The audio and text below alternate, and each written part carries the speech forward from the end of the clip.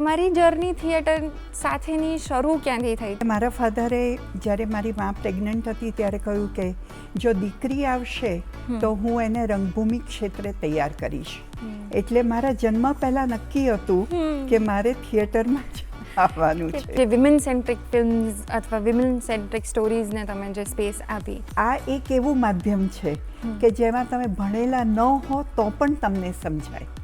અને માટે નાટક એ બહુ જ ઇફેક્ટિવ માધ્યમ તરીકે બહાર આવે છે. તમારું પહેલું નાટક કયું હતું?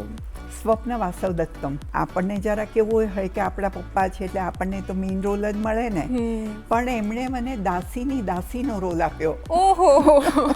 કોઈ એવી ખાસ ટેકનિક છે કે જે તમે ફોલો કરો છો? એક્ટિંગમાં આ જ એની ચાવી છે કે તમને જો એ વાત અડી ગઈ તો ઓડિયન્સને અડી જશે.